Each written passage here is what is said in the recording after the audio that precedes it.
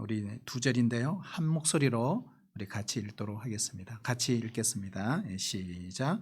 예수께서 성령의 충만함을 입어 요단강에서 돌아오사 광야에서 40일 동안 성령에게 이끌리시며 마귀에게 시험을 받으시더라. 이 모든 날에 아무것도 잡수시지 아니하시니 날수가 다음에 줄이신지라. 아멘. 어떤 신입생이 이렇게 첫 학기 조직신학 시험을 치르게 됐습니다. 문제가 에세이 문제였습니다. 아무리 생각해도 답이 생각나지 않는 걸. 기도해도 하나님이 답을 주시지 않았어요. 그렇다고 해서 첫 시험인데 백지를 낼 수도 없었습니다. 그래서 마지막 답안지에다가 이렇게 썼습니다. 하나님은 다 아십니다. 그런데 여러분 성적이 어떻게 나왔을까요? 교수님이 그 답지를 보며 이렇게 채점을 했다고 합니다. 하나님은 100점, 너는 빵점. 이렇게. 사실 우리가 조크지만 우리 인생의 딜레마이기도 합니다. 하나님은 우리 인생의 해답을 아시지만 우리는 알지 못한다는 사실입니다. 우리 얼마 전 IT 섬나라에 큰 지진이 일어나서 나라 전체가 초토화된 적이 있습니다. 대통령마저도 도망가고. 얼마 전에는 우리 이웃나라 일본도 똑같은 지진으로 엄청난 참사와 비극을 겪었습니다. 이런 장면을 보고 있던 필립 얀시, 베스트셀러 작가지 않습니까? 이런 말을 했어요. 이해할 수 없는 재난을 당할 때 우리 예수 믿는 성도들조차도 그 마음속에는 은폐하고 있는 세 가지 질문이 있다라고 했습니다. 첫 번째 질문, 하나님 과연 공평하신가? 두 번째 질문, 하나님은 왜 침묵하고 계시는가? 세 번째 질문, 하나님은 도망가신 것이 아닌가? 솔직히 저도 이 필립 얀시와 같은 이러한 질문에 대해서 어느 것에도 정확한 해답을 내리지 못하고 알지도 못합니다. 그러나 분명한 사실은 한 가지 있습니다. 이런 질문을 계속하면서 우리 가슴 속에 묻어둔 채로 우리의 인생을 계속 살아가야 한다는 사실입니다. 성경은 삶을 살면서 맞게 되는 이런 여러 가지 재난들을 시험이라는 단어로 정리하고 있습니다. 우리가 인생의 광야에서 각자가 경험하는 시험의 유형만 다를 뿐이지 아무도 시험을 피해갈 수가 없습니다. 지진을 경험하는 그 사람들은 그 지진을 통해 시험을 당하는 것이고 우리는 우리들만의 시험을 또한 통과하고 있는 것입니다. 오늘 말씀을 보시면 예수님도 시험을 당하셨습니다. 우리는 예수님의 이 시험을 통해 시험이 닥쳤을 때 놀라거나 당황하지 않고 시험을 잘 통과할 수 있는 가르침을 배울 수가 있습니다. 이 가르침을 배웠던 사도 베드로, 그는 베드로전서 4장 12절에서 이렇게 말합니다. 사랑하는 자들아, 너희를 연단하려고 오는 불시험을 이상한 일을 당하는 것 같이 이상히 여기지 말라. 히브리서 기자도 이렇게 말합니다. 그가 시험을 받아 고난을 당하셨은즉 곧 시험 받는 자들을 능히 도우실 수 있느니라 그랬어요. 날마다 우리에게는 이처럼 시험에 들고 넘어지는 일들이 계속 일어나고 있습니다. 부부간에도 혹시 오늘 아침에 싸우셨나요? 아니면 부모와 자녀 간에도. 저도 어제 저녁 우리 막내와 한바탕 했습니다. 그래도 저는 어른이니까 시험에 들지 않았지만 우리 막내는 엄청난 시험을 당했습니다. 그리고 하는 말이 절대로 아빠하고는 목양실에 가지 않겠다고. 어제 저녁을 먹고 아빠 목양실에 가서 같이 공부하면 좋겠어. 그러니까 목양실은 공부가 너무 잘 된대요. 그래야 분위기가 중요하지. 그래서 저녁 먹고 한 8시쯤 같이 내려왔습니다. 근데 열심히 하더라고요. 나중에 시험 한 장을 수학을 다 풀고 아빠 한 문제 틀렸어. 대단하다고. 저는 쳐다보지도 않았습니다. 그리고 아이들 큰애 둘째가 다 일이 끝나고 집으로 돌아가는 시간 9시 반이었습니다. 그러면서 하나 가자 이렇게 했어요, 교회에서. 근데 열심히 풀고 있더라고요. 아, 그래? 그러면 아빠하고 같이 와? 하고 가버렸어요. 그래서 제가 9시 반 넘어 10시 제가 가지 않았습니다. 10시 반 또 못 갔습니다. 11시도 못 갔습니다. 이 아이가 뚜껑이 열렸습니다. 아빠 왜 안 갔냐고. 아빠는 항상 이렇게 늦어. 10시에 갈 때도 있고 11시에 갈 때도 있고 어떤 데는 새벽 1시에 갈 때도 있어. 아빠 그러면 그때 말해야지. 나는 몰라서 네가 열심히 하고 있으니 마침에 같이 갈 줄 알았지. 돌아오는 길에 하늘에 별이 쫙 떴어요. 그런 별 진짜 보기 어제 저녁 여러분 하늘 쳐다보신 분 계세요?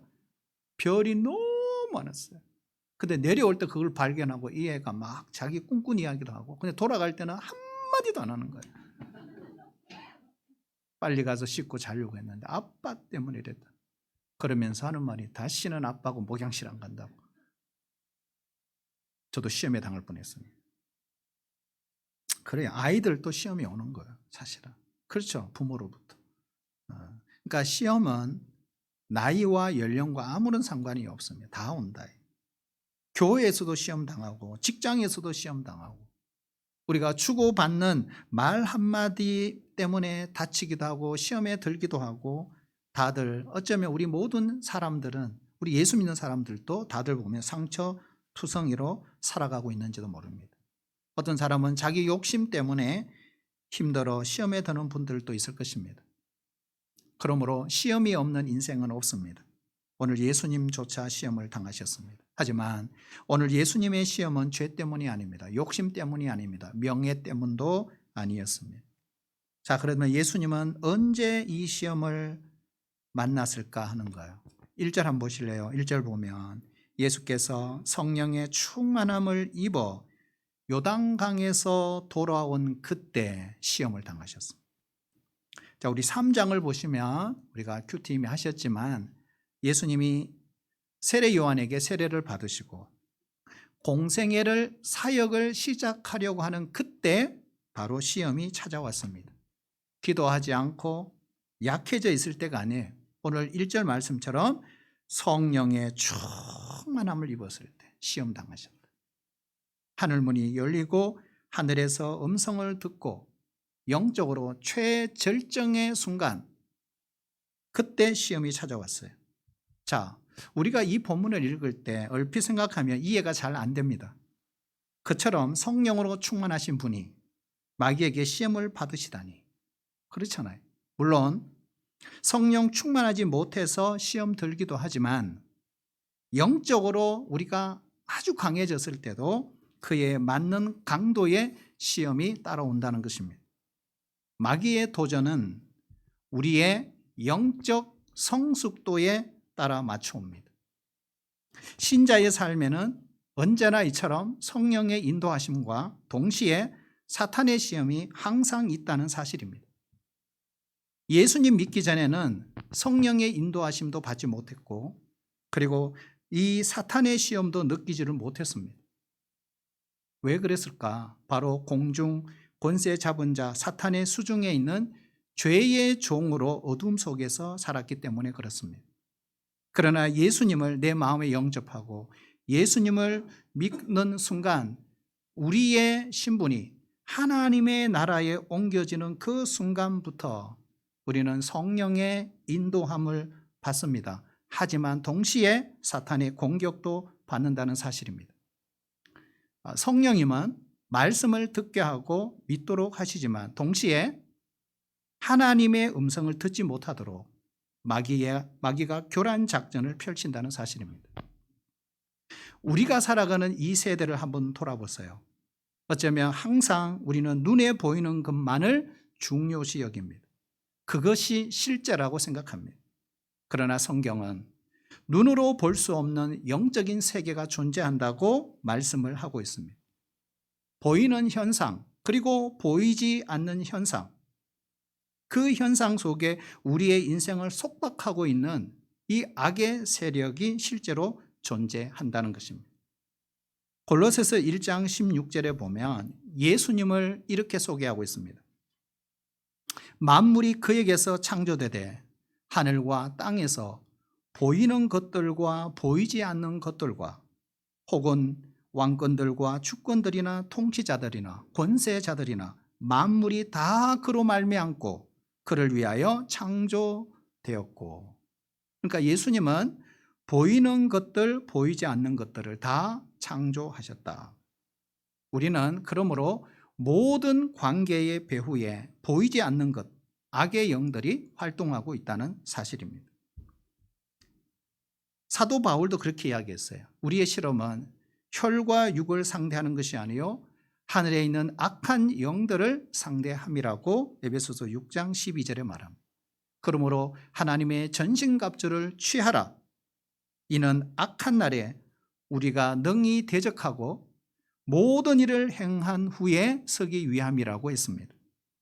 성도 여러분, 성령 충만 뒤에 시험이 기다리고 있다는 사실을 기억해야 합니다. 성공하고 우리가 축복을 받을수록 더욱더 하나님 앞에 가까이 나가야 합니다. 사업이 잘 됩니까? 직장에 진급을 했습니까? 승진을 했습니까? 모든 일이 잘 됩니까? 그렇다면 우리는 잘 될수록 두렵고 떨림으로 하나님 앞에 자신을 낮추어야 합니다. 신자의 삶에는 그러므로 영적 싸움에 있어서 결코 휴식은 없다 하는 것입니다. 성령의 인도하심과 이 마귀의 시험을 떠나서는 우리 신자가 결코 생각할 수 없는 거예요. 항상 있다, 두 가지는. 그러나 중요한 것이 있어요. 이 성령의 인도하심을 따라 걸어가면 넘어질 위험이 없습니다. 왜 그렇습니까? 악한 자가 우리에게 손을 댈 수 없도록 주님이 우리를 이끌어 주시기 때문에 그렇습니다. 예수 믿는 자는 당연히 하나님의 영의 인도하심을 받습니다. 비록 그 과정이 험난하지만 마지막 승리는 예수님 안에 있는 자의 것입니다. 그러므로 우리는 매 순간마다 깨어 있어야 합니다. 건신하라, 깨어라. 너희 대적 마귀가 우는 사자같이 두루 다니며 삼킬 자를 찾나니 너희는 믿음을 굳건히 하여 그를 대적하라. 두 번째로, 그러면 예수님이 시험을 만난 장소는 어딜까요? 우리 1절 볼까요? 따라해 주실래요? 광야. 자, 예수님이 시험을 만난 장소는 광야입니다. 여러분, 광야가 어떤 곳입니까? 보신 분도 있죠, 직접. 그리고 간접적으로 체험하신 분도 있을 것입니다. 여기에 광야는 유대 광야입니다. 유대 광야는 대개 돌이 많습니다. 마귀는 그런 곳에서 예수님께 첫 번째 도전을 했어요. 이 돌들에게 명하여 떡이 되게 하라. 40일 금식하신 예수님에게 첫 번째 시험 장소로 가장 적합한 환경이죠. 지천에 깔려있는 이 돌들이 마치 떡덩이로 보일 만한 곳, 거기서 시험을 받으신 겁니다. 가끔 이 광야는요, 이 돌 사이에 가시덤불이나 이 잡목들이 이렇게 일어납니다. 그리고 비가 내린 후에는 여기저기 앉을 만큼의 풀밭이 생기는 곳이 광야라고 합니다. 물론 이 광야는 웅장한 건물, 복잡한 거리, 웅성거리는 사람들은 없습니다. 사람이 살지 않는 외진 곳, 오직 적막감만 감도는 그런 곳이 광야입니다. 울창한 숲도 없습니다. 제잘거리며 흐르는 그런 시냇물도 없는 메마른 땅이 광야입니다. 먹을 만한 나무 열매가 없어요. 마실 만한 물조차 구입하기 어려운 곳이 광야입니다. 덤불 사이로 기어다니는 그냥 작은 짐승들 뿐입니다. 하늘에는 하늘을 나는 독수리 외에 생명체의 흔적을 거의 찾아보기 어려운 곳이 광야죠. 그래서 광야는 불편한 장소입니다. 죽음의 땅입니다. 한마디로 사람이 살 곳이 못 됩니다. 항상 삶의 위협이 느껴지는 곳입니다. 어느 때라도 마귀가 우리를 시험할 수 있는 장소입니다. 그런데 그런 장소에서 하나님이 놀라운 일을 행하시죠.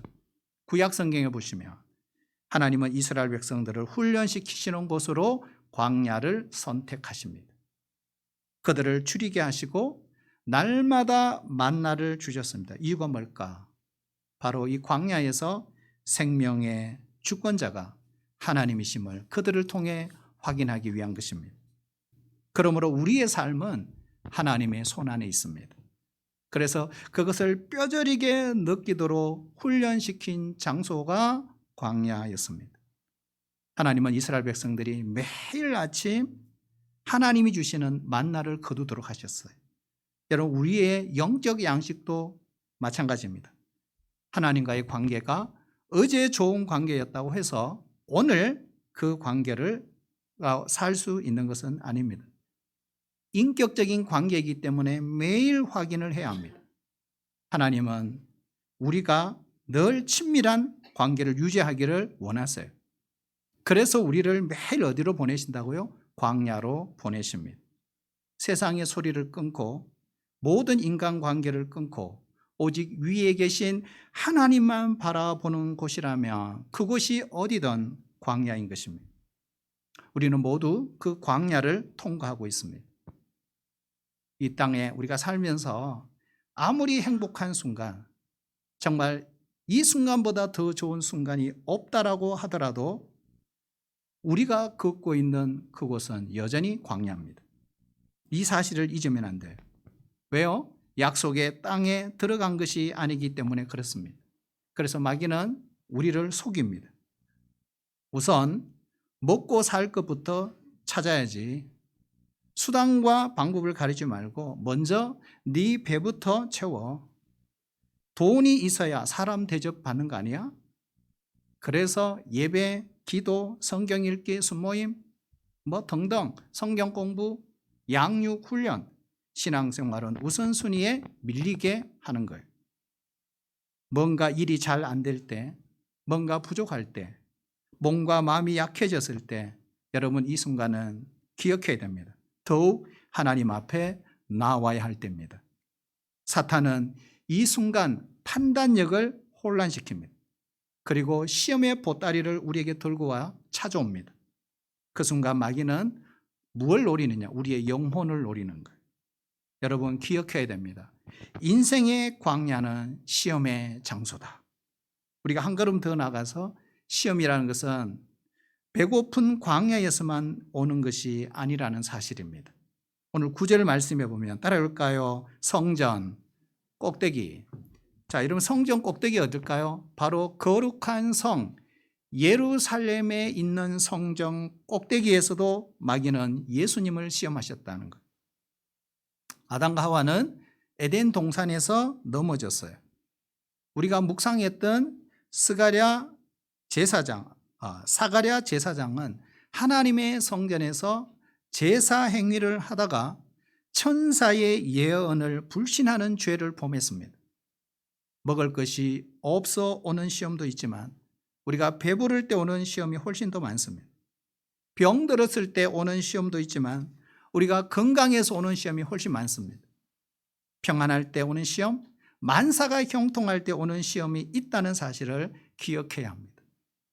저도 예수님을 인격적으로 만나고 난 뒤에 죄와 단절해야지 라고 생각하고 당구장 쪽을 안 보고 술집 쪽으로 안 보고 그래서 늘 교회와 집으로 다닐 때 빙 둘러 다녔어요.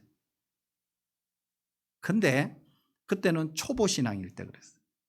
근데 성숙하다 보니까 그것만은 아니구나 하는 생각이 들더라고요. 예를 들면 우리가 세상 한복판에 있는 술집, 나이트 클럽에서만 시험이 오는 게 아니라는 사실이에요.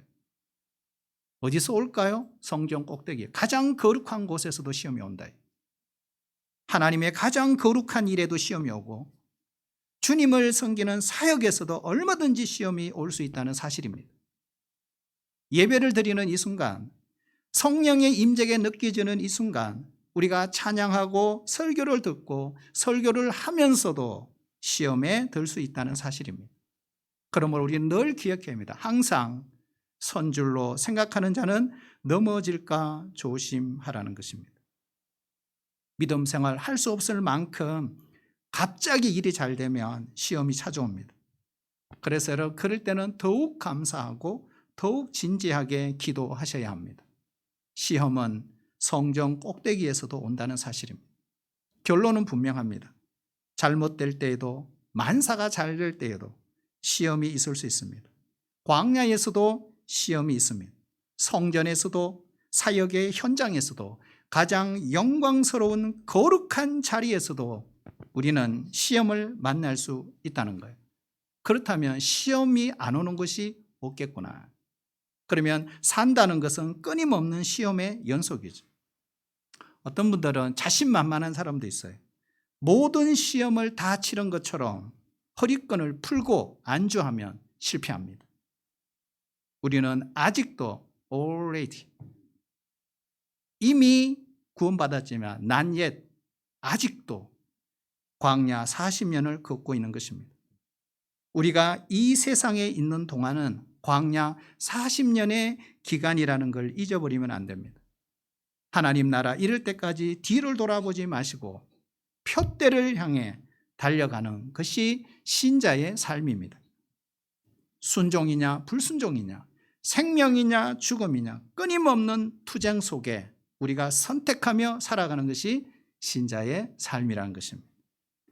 자, 오늘 본문에 특별하게요 1절을 보시면 예수님이 받으신 시험의 특징이 있어요. 1절 우리 다시 한번 읽어볼까요? 1절요 시작. 예수께서 성령의 충만함을 입어 요단강에서 돌아오사 광야에서 40일 동안 성령에게 이끌리시며 아멘. 자, 예수님이 받으신 시험은요 특징이 보면 성령에게 이끌리시며, 이게 무슨 말일까요? 하나님이 허락한 시험이었다라는 것입니다. 우리가 시험이 없을 때는요 누구나 그래요. 아주 고상하게 말을 합니다. 아주 교양 있게 말을 해요. 그리고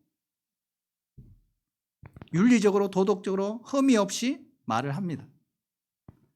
내가 살만 한번 해보세요. 살만 하면요 뭐든지 할 수 있을 것 같아요. 인심도 후하게 쓰잖아요. 이제부터 나도 부모에게 효도해야지. 나도 인내하며 살 거야. 남편을 사랑해야지. 열심히 교회에 봉사할 거야. 하지만 돈이 없고 병이 들고 누구도 나를 도와줄 수 없는 환경에서는 과연 그런 교양이 나올까요? 쉽지 않습니다. 내 힘으로 할 수 있는 것이 아무것도 없는 환경이 바로 예수님이 가신 광야라는 사실입니다. 여기서 우리 한 가지 더 생각해야 될 구절이 있어요. 2절 한번 따를까요? 마귀에게 시험을 받으시더라. 자, 이게 참 이상하죠. 성령 충만하시고 성령께 이끌려 결국에는 마귀에게 시험을 받으시더라. 이렇게 되어 있어요. 여러분, 우리가 성령의 인도를 받아 영적 훈련을 받을 때 마귀가 찾아옵니다. 그리고 시험합니다. 하나님은 정확한 때에 일하십니다. 그런데 기억해야 됩니다. 마귀도 역시 정확한 때에 일한다는 사실입니다. 예수님이 가장 시험받기 쉬울 때, 환경적으로 가장 불평할 수 있을 때, 가장 배고팠을 때 마귀는 정확한 타이밍에 유혹의 손길을 펼친 것입니다. 마귀를 얕보면 안 돼요. 마귀는 우리보다 훨씬 강교하고 우리보다 영악합니다. 우리의 약점, 허점 누구보다 잘 알고 있어요. 예를 들면 언제 화를 내게 할지 너무 잘 알고 있어요. 그래 그 순간 화를 내게 만드는 거예요. 그러면 자기도 모르게 확 이렇게 되는 거죠. 우리에게 가장 정확한 순간에 돈을 딱 대는 거예요. 왜요? 그때 필요하거든요. 그런데 내가 영적으로도 다운되고 몸도 마음도 많이 다운되어 있을 때 여러분 어떨 때는요 성적인 유혹이 찾아옵니다. 그런데 그 순간이 보면 갈망할 때예요. 그래서요 시험에 들게 만드는 거예요. 마귀는 우리가 넘어질 수 있는 그 시간을 기다려요. 딱 기다립니다. 여러분 베드로 보세요. 예수님께 막 칭찬을 받았죠. 바요나 시모나 복이 있도다. 이를 알게 하신 이는 하늘에 계신 아버지시다. 주는 그리스도시요 살아계신 하나님의 아들이라. 이 신앙 고백을 터뜨렸단 말이에요. 그 칭찬을 받았죠. 그런데 바로 어떤 일이 벌어졌죠? 예수님이 이렇게 하죠. 얘들아, 내가 이제 예루살렘에 올라가면 제사장들에게 잡히고 죽을 거야. 그리고 3일 만에 살아날 거야. 그럴 때 베드로가 주님 무슨 소리 하세요? 제가 그놈들 다 잡겠습니다. 절대로 그런 일이 일어나지 않겠습니다. 그럴 때 예수님이 하신 말은 뭐예요? 사탄아 물러가라. 그러니까 베드로가 졸지에 사탄이 되어버린 거예요. 네가 하나님의 일을 생각하지 않고 인간의 일을 생각한다. 베드로가 사탄이 아니죠. 그 타이밍을 딱 기다렸다가 역사를 한 거예요. 정확한 시간에 역사를 한다. 여러분, 마귀는 우리가 넘어질 수 있는 그 시간을 기다리는 거예요. 함부로 덤벼들지 않아요. 정확한 때 우리를 공격하는 것이 마귀의 특징입니다. 그래서 뭘 하게 하죠? 죄를 짓게 하는 거예요. 여러분, 마귀가 하는 궁극적인 일은 죄를 짓게 하는 거죠. 우리를 유혹할 때요, 막 뿔 달린 모습으로 우리에게 와가지고 막 무섭게 하지 않아요. 그러면 마귀를 쉽게 분별할 수 있겠죠. 우리도 쉽게 물리칠 수 있겠죠. 하지만 마귀는 그런 모습으로 예수님을 시험하지 않았어요. 우리도 그렇게 시험 받지 않습니다. 마귀는 어떻게 온다고요? 따라올까요? 광명의 천사로. 광명의 천사로 가정한다. 고린도후서 11장 4절 보시면. 예수님이 줄였을 때 먹는 것으로 유혹을 한 거죠. 예수님께 찾아왔던 이 마귀는 에덴 동산에 하와에게 찾아왔던 옛뱀과 동일합니다. 뱀은 놀라운 약속과 함께 하와를 시험했어요. 유혹을 했어요. 그것도 하나님 말씀을 조금씩 인용해 가면서 하나님의 이름을 빙자해서 그를 유혹합니다. 호기심을 유발시켰어요. 먹는 것으로 유혹을 했죠. 하나님이 진짜 동산 나무의 모든 실과를 먹지 말라 하시더냐?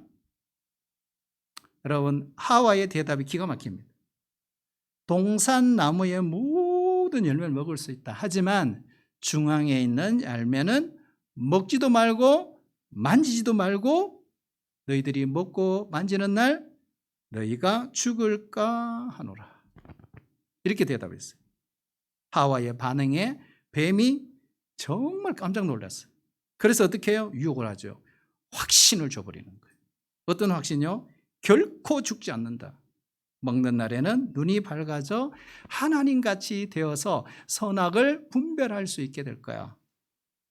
뱀은 하나님 말씀을 왜곡시킴과 동시에 하와의 교만을 부추긴 거예요. 선악과를 따먹으면 하나님같이 될 거야. 눈이 밝아질 거야. 얼마나 달콤한 유혹이었겠습니까? 하와는 이 유혹에 빠져들어가요. 그리고 다시 선악과를 딱 보는데 어떻게 보였어요? 성경이 이렇게 말해요. 보암직도 하고 먹음직도 하고 지혜롭게 할 만큼 탐스럽기도 하더라. 남편에게 주어서 함께 먹었어요. 여러분, 시험에 빠져들어가는 사람의 또 한 가지 특징이 있어요. 꼭 공범을 만든다는 사실입니다. 하와는 아담에게 그 열매를 주었습니다. 뱀은 그들을 교만하게 만들었어요. 불순종하게 만들었어요. 그런데 뱀이 사용했던 것도 뭐예요? 하나님의 말씀이었어요. 이것이 정말 무서운 거죠. 오늘 예수님께 찾아왔던 이 마귀가 사용했던 것도 역시 하나님의 말씀입니다. 마치 예수님을 도우려고 오는 것처럼 그렇게 유혹을 한 거예요. 아담과 하와에게 사용했던 그 수법 똑같이 사용을 하고 있습니다. 그러므로 성도 여러분, 한번 따를까요? 시험에 들지 않도록 기도해야 합니다. 왜 그러냐 하면 시험의 결과가 너무나 무섭기 때문에 그래요. 아담과 하와 결과 보세요. 비참해요. 정말 그들의 삶이 황폐해져 버렸어요. 하나 되었던 부부가 어떻게 되죠? 서로 탓합니다. 저주와 심판이 그들에게 임합니다. 하나님과 멀어지게 됐어요. 하나님의 눈을 피해서 숨어 살게 됩니다. 그리고 결국 마침내 에덴 동산에서 쫓겨납니다. 아담과 하와의 이 죄, 그들로 죄로 끝나지 않았어요. 후손들에게 엄청난 영향력을 끼치죠. 그래서 사도 바울이 아담 한 사람의 죄로 말미암아 사망이 들어오고 그 사망으로 말미암아 모든 사람에게 죽음이 이르렀나니라. 반면에 우리 예수님은 마귀의 시험을 이기셨습니다. 마귀의 유혹을 이기셨습니다. 여러분 어떻게 이기셨을까 하는 거예요. 한번 따라해 주세요. 기도를 통해. 자, 예수님은 기도를 통해 이기신 거죠. 그래서 예수님 오늘 본문에 40일 금식 기도 후에 기도를 통해 마귀의 시험을 이겨내고 계시구나. 여러분 예수님은요 이때만 기도하신 게 아니에요. 공생의 3년을 보시면 늘 기도하셨어요. 습관을 따라 새벽에도 기도하시고 오전에도 기도하시고 오후에도 기도하시고 저녁에도 기도하시고 중요한 일이 있을 때마다 기도하셨어요. 기도를 통해 성령의 능력을 구하셨습니다. 우리가 항상 깨어 있을 수 있는 길은 쉬지 않고 기도하는 길 외에는 없습니다. 기도를 쉴 때 마귀가 틈을 탑니다. 그러므로 늘 깨어 우리가 기도하면 시험에서 이길 수 있다는 것. 두 번째, 오늘 두 번째까지 볼까요? 따라 볼까요? 마귀의 음성보다 하나님의 음성을 먼저 들어야 합니다. 그래야 시험을 이깁니다. 자, 예수님이 세례를 받으시고 하늘문이 열리고 성령이 임하시고 하나님의 음성이 들리죠. 이는 내 사랑하는 아들이요 내 기뻐하는 자다. 누구의 음성? 하나님의 음성을 들은 거예요. 여기에 보면 이는 내 사랑하는 아들이요 내 기뻐하는 자다. 이것은 예수님의 정체성에 관한 중요한 말씀이죠. 여러분 우리는 하나님의 자녀입니다. 자기 인식이 분명한 사람은 마귀의 시험을 이겨냅니다. 마귀는 항상 정체성을 혼란을 가져오게 만들죠. 나는 하나님의 자녀입니다. 하나님이 사랑하시는 자, 하나님이 기뻐하시는 자입니다. 하나님은 나의 아버지십니다. 그분은 나의 모든 필요를 공급하시는 분입니다. 나를 지키십니다. 나를 보호해 주시는 분이십니다. 그러므로 성도 여러분, 하나님 음성보다 마귀의 음성을 먼저 들으면 반드시 시험이 됩니다. 하나님의 말씀을 듣기보다 마귀의 말을 먼저 들으면 시험이 찾아옵니다. 그러므로 우리는 거꾸로 해야 되는 거예요. 어떻게 해요? 예수님처럼 마귀의 음성보다 하나님의 음성을 먼저 들을 줄 아는 사람이 돼야 돼요. 그러면 어떤 시험이 와도 이겨낸다는 거예요. 여러분 이번 한 주간 우리가 살아갈 때 하늘문이 열리고 성령이 임하시고 너는 내 아들이다. 내가 기뻐하는 자라고 하는 이 음성을 듣고 어떤 시험에서도 이겨내는 자기의 정체성이 분명하는 그런 성도들이 다 되시기를 주의 이름으로 축복합니다.